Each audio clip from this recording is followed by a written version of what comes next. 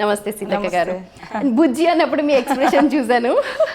Right, ఇవాళ మనం ఒక అంటే రాజకీయ నేతగా మీరు చాలా బిజీగా ఉన్నారు and thank you so much మీరు ఇంత టైం మాకు ఇచ్చినందుకు. అండ్ ముందుగా మీకు అంతర్జాతీయ మహిళా దినోత్సవం శుభాకాంక్షలు. మీకు, మీ ఛానల్కు, మీ ప్రేక్షకులకు, వీక్షకులకు, మీ స్టాఫ్, అదేవిధంగా మీ యాజమాన్యానికి అందరికి కూడా మరి మహిళా అంతర్జాతీయ శుభాకాంక్షలు తెలియజేస్తున్నాను. అదేవిధంగా మీ ఛానల్ ద్వారా ప్రపంచవ్యాప్తంగా ఉన్నటువంటి మహిళలందరికీ కూడా అంతర్జాతీయ మహిళా దినోత్సవ శుభాకాంక్షలు తెలియజేస్తాను. Okay, thank you so much అండి. నేను ఇందాక చెప్పినట్టుగా ఒక అడవి నుంచి అమాత్యుల దాకా మీరు ఏదైతే ప్రస్థానాన్ని కొనసాగించారో నిజంగా ప్రతి అడుగు ఒక పోరాటమే అని చెప్పాలి. సో మనం ఇప్పుడు మీ జీవితాన్ని కనుక మనం చూసుకుంటే ఒక స్ఫూర్తి, ఒక రోల్ మోడల్గా ఉంది ప్రతి ఒక్కరికి కూడా. దాన్ని ఎలా మీరు చూస్తున్నారు ఈ డేట్లో, ఇవాళ డేట్లో మీరు ఒక్కసారి వెనక్కి తిరిగి చూసుకుంటే ఎలా అనిపిస్తుంది? అంటే నేను ఎప్పుడు కూడా ఒక కొత్త పదవి వచ్చినప్పుడు, కొత్త పొజిషన్ వచ్చినప్పుడు అది ఏదో పర్సనల్గా వ్యక్తిగత సుఖము, సంతోషము అని కాకుండా నాకు ఈ పొజిషన్ వచ్చిందంటే నా మీద ఎంతోమంది ఎన్నో రకాలుగా ఎక్స్పెక్టేషన్స్ పెట్టుకొని నన్ను ఇక్కడ దాకా తీసుకురాగలిగారు, సపోర్ట్ చేస్తూ వస్తున్నారు. వాళ్ళ ఆశలు, ఆకాంక్షలు నెరవేర్చే విధంగా నేను పనిచేయగలుగుతున్నా లేదా అనే టెన్షన్ ఫస్ట్ మొదలవుతుంది. ఓకే, ఎందుకంటే మనం వచ్చినాం ఇంకా ఆరాం గుందం ఏదో ఇక్కడ అన్నట్టు కాదు. మనము అంటే ప్రతి స్టెప్లో నాకు ప్రజల మద్దతు, ఇంట్లో ఉండే సమస్యలు, ఇవన్నింటి నుంచి మనం ఎదుగుతూ వచ్చినాం. ఏదో కొంతమందికి ఒక లక్ ఉంటుంది, అదృష్టం. ఎందుకని నా జీవితంలో నేను ఎప్పుడు అదృష్టాన్ని నమ్ముకోలేదు, కానీ కష్టాన్ని నమ్ముకున్నా. అంటే ప్రతి పొజిషన్ వెనుక ఒక స్ట్రగులే ఉంది. సో కాబట్టి ఆ కష్టాన్ని ఎప్పుడు విడనాడొద్దు. నాకు చేతనైనంత వరకు కష్టం పడుతూ మెట్టెక్కాలి, కష్టపడుతూ నేను ఏదైనా పొజిషన్ అడగాలి, పబ్లిక్ నుంచైనా, పార్టీ నుంచైనా, ఎక్కడి నుంచైనా. నా పాత్ర లేకుండా, నా కష్టం లేకుండా నేను అది కావాలి, ఇది కావాలని అట్లా ఎక్స్పెక్ట్ చేయడం భావ్యం కాదని నాకు నేను ఎప్పుడు చెప్పుకుంటూ ఉంటాను. సో నా జీవితంలో చాలా చిన్నతనం నుంచి, చిన్నతనము అని మనకు తెలియకుండానే ఒక ఎంజాయ్మెంట్ ఉంటుంది, హ్యాపీనెస్ ఉంటుంది. కానీ మిగతా వాళ్ళతో పోలిస్తే వాళ్ళకు ఉండే అవకాశాలు మాకు ఉండేది కాదు. ఒక ఆదివాసీ డాటర్గా, తర్వాత ఒక పూర్ ఫ్యామిలీస్ నుంచి వచ్చిన వాళ్ళంగా మాకు ఉండేది. హాస్టల్ లైఫ్, హాస్టళ్ళల్లో ఉండి చదువుకున్నాము. సో కానీ హాస్టళ్ళల్లో ఉండి ములుగులో జనరల్ వాళ్ళతో మేము స్కూల్లో ఉండడంతో కూడా కొంత అవేర్నెస్ రావడానికి, కొంత హాస్టల్ ఏమో ఎస్టీ గర్ల్స్ హాస్టల్, చదివేదేమో జనరల్ స్కూల్కి వెళ్ళేది. హాస్టల్లో ఉండడం, తినడం, స్కూల్కి మాత్రం ఇక్కడ ఆల్ క్యాస్ట్ అందరూ ఉంటారు, అంత బయట నుంచి వచ్చేవాళ్ళు. వాళ్ళతో చూసుకున్నప్పుడు మేము చాలా లో ఫీల్ అయ్యేవాళ్ళం. వాళ్ళు మంచి బట్టలు వేసుకుంటారు, చెప్పులు, రకరకాల ఐటమ్స్, వాచ్లు చిన్నప్పటి నుంచే అవన్నీ ఉంటాయి. కానీ మనము ఆ స్థాయిలో లేదు. అయినా కూడా నాకు సంతోషమైన రోజు నేను 10th క్లాస్లో ఉన్నప్పుడు పిల్లలే టీచర్లు అయిన రోజు, అంతమందిలో టీచర్స్ డే రోజు అంతమందిలో నేను హెచ్ఎంగా ఉండడం. ఒక గర్ల్స్ హాస్టల్ నుంచి వచ్చిన ఒక స్టూడెంట్, అందరూ జనరల్ పీపుల్ అమ్మాయిలు ఉంటారు, ఆల్ క్యాస్ట్. కానీ నేను very poor background and tribal Adivasi background నుంచి వచ్చిన అమ్మాయిని హెడ్ మాస్టర్గా వ్యవహరించడం అది నా మొదటి సక్సెస్గా నేను భావిస్తాను. అప్పుడు ఇంత తేడా నేను అబ్జర్వ్ చేయలేదు. ఈ క్యాస్టులు ఇవన్నీ నాకు తెలియదు.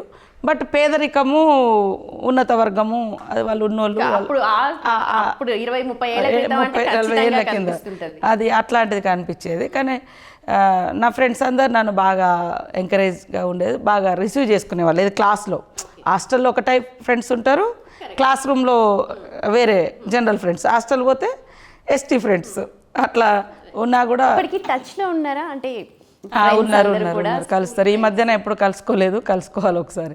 రెగ్యులర్గా అంతకుముందు మీ గెట్ టుగెదర్ లాగా పెట్టేది.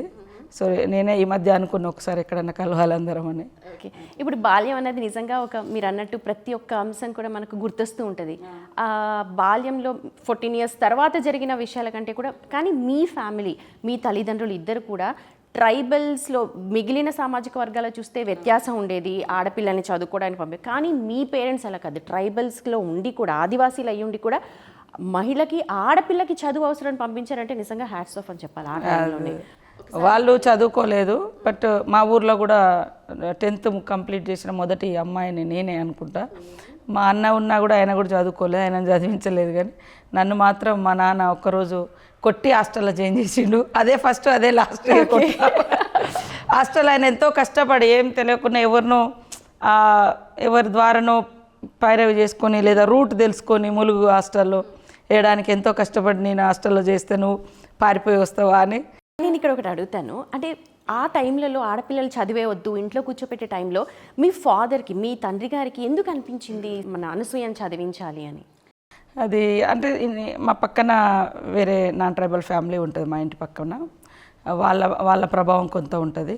తర్వాత మా ఊర్లో అప్పటికి ఒక కానిస్టేబుల్ ఉండే, మా ఇంటి ముంగట పోలీస్ పటేల్ వాళ్ళ ఉండేది.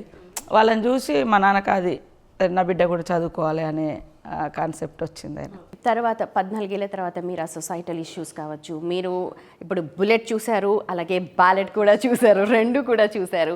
ఇప్పటికున్న సిచ్యువేషన్స్లో ఏమైనా చేంజెస్ కనిపిస్తున్నాయా, ఏమైనా మార్పులు కనిపిస్తున్నాయా? ఆదివాసీలతో మీరు ఆల్రెడీ ఉంటూ ఉన్నారు, ఇప్పటికీ టచ్లో ఉన్నారు, అక్కడ వాళ్ళ కష్టాలు తెలుసుకుంటూ ఉన్నారు.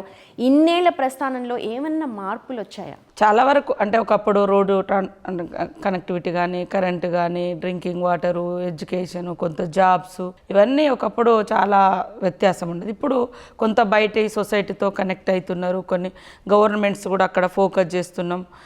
ఈ గవర్నమెంట్ అయినా, గతంలో కాంగ్రెస్ ప్రభుత్వం కూడా ట్రైబల్ ఏరియాలలో సెంట్రల్ గవర్నమెంట్ నుంచి కూడా చాలా స్కీమ్స్ ఇచ్చినటువంటి సందర్భాలు కూడా ఉన్నాయి. సో అంటే జనరేషన్లో మార్పు వచ్చిన కొద్దీ బయట మార్పులు అనేది రిఫ్లెక్ట్ అవుతున్నాయి. అక్కడ ఆ స్వేచ్ఛ అనేది కొంత తగ్గిపోతుంది అనిపిస్తుంది. అంటే మారుతున్న పరిస్థితుల యొక్క ప్రభావం వాళ్ళ మీద కూడా రిఫ్లెక్ట్ అవుతుంటుంది.